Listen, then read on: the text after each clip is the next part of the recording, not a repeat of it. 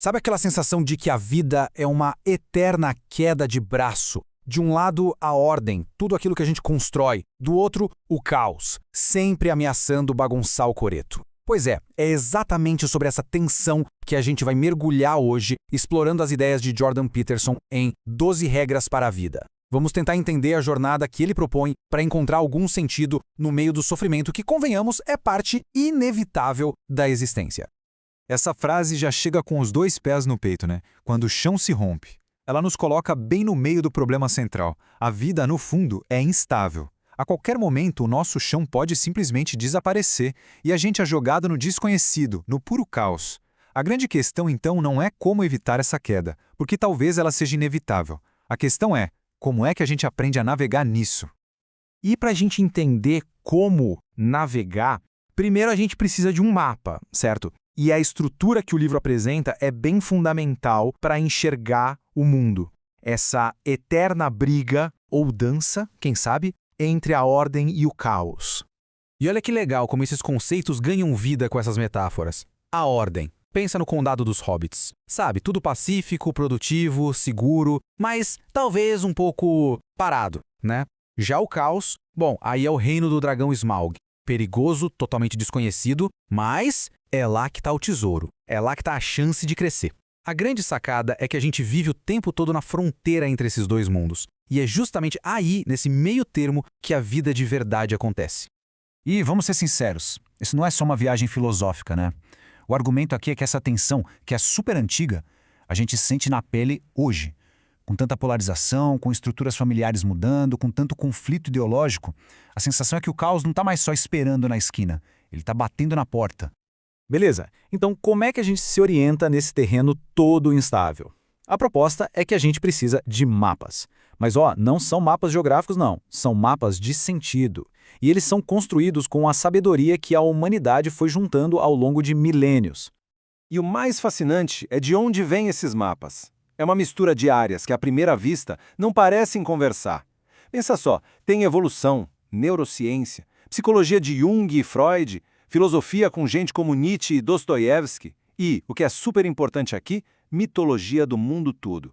São essas histórias antigas, essas narrativas milenares que nos ensinam de forma simbólica a encarar o desconhecido. E uma das primeiras paradas nesses mapas nos leva a uma pergunta bem primal, quase animal. Onde é que a gente se encaixa? Qual é o nosso lugar na estrutura social? Aí entra a famosa metáfora da lagosta. A ideia é que lá no fundo do nosso cérebro existe uma espécie de calculadora primordial, uma herança de ancestrais bem antigos que fica o tempo todo medindo nosso status.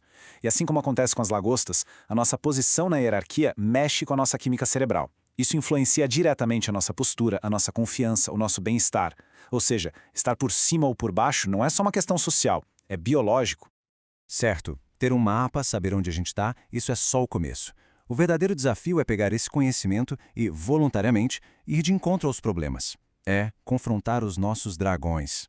E para ilustrar essa ideia de ir para cima do perigo de propósito, o livro traz um exemplo ótimo, os skatistas. Pensa bem, eles sabem que o risco de se machucar é altíssimo, mas o objetivo principal ali não é ficar seguro, é outra coisa, algo muito mais profundo.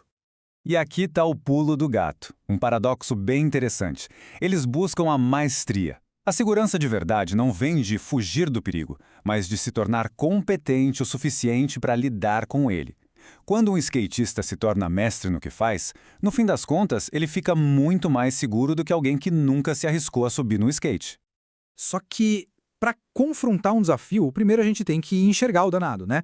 E a gente é surpreendentemente cego para aquilo que não estamos procurando. Pensa neste experimento clássico da psicologia. Um grupo de pessoas assiste a um vídeo e tem que contar quantos passes um time de basquete faz. A maioria acerta em cheio, 15 passes. Só que aí vem a pergunta que ninguém esperava. E o gorila? Alguém viu? Como assim gorila? Pois é. Enquanto todo mundo estava focado contando os passes, metade das pessoas simplesmente não viu uma pessoa vestida de gorila andando tranquilamente pelo meio da cena.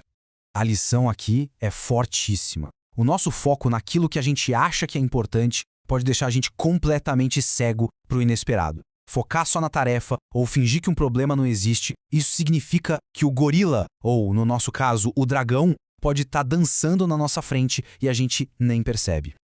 E essa cegueira voluntária, essa escolha de não ver, pode ter consequências bem trágicas. O livro ilustra isso com a história pessoal de um amigo do autor, o Chris. Ele se recusava a enxergar o problema real, que era a sua própria falta de responsabilidade. Em vez disso, ele preferiu focar em culpar a história pelos seus próprios fracassos. Essa era a justificativa dele para ficar parado, para a inércia. Ele usava essa culpa histórica como um escudo para não ter que agir, para não tomar as rédeas da própria vida. O ressentimento virou o foco principal, e essa escolha, no fim, levou ele para um caminho de autodestruição. Ok, então vamos lá. Se o caos e o sofrimento são o problema, e essa cegueira de não querer ver é um dos sintomas, qual é o antídoto? A resposta que o livro dá é surpreendentemente antiga e se apoia em 2 pilares: verdade e sacrifício.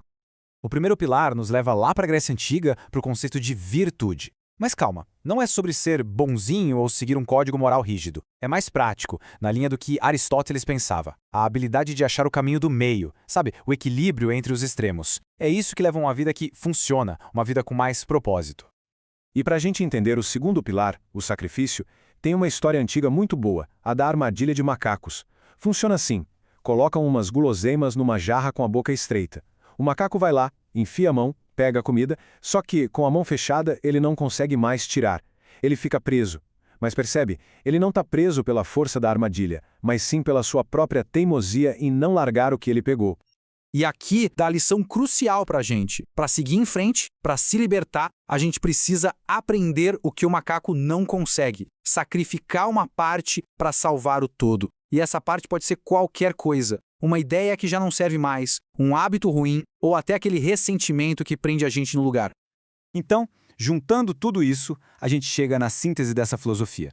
O antídoto para o sofrimento não é buscar a felicidade o tempo todo, mas sim o sentido. E como se encontra esse sentido? Mirando no bem mais elevado que a gente consegue imaginar e depois agindo e falando com verdade para chegar lá. Tá, mas uma filosofia grandiosa como essa, como é que a gente traz para o dia a dia, para algo prático? A proposta é simples: resumir tudo isso numa única pergunta que a gente pode se fazer todo santo dia. E a resposta é bem direta ao ponto. Focar em fazer o maior bem possível no menor período de tempo. Veja bem, não é sobre salvar o mundo de uma vez, é sobre cuidar do próprio jardim. É um guia prático para criar um pouco de valor, um pouco de ordem, bem aqui ao nosso redor. Um dia de cada vez. Isso nos deixa com uma pergunta final para a gente levar para casa. Esquecendo os grandes planos mirabolantes por um segundo, qual é o bem mais elevado que dá para mirar hoje? Qual é aquela pequena atitude que pode ser tomada agora mesmo para afastar um pouquinho o caos e trazer um pingo a mais de ordem e sentido para o nosso pedacinho do mundo?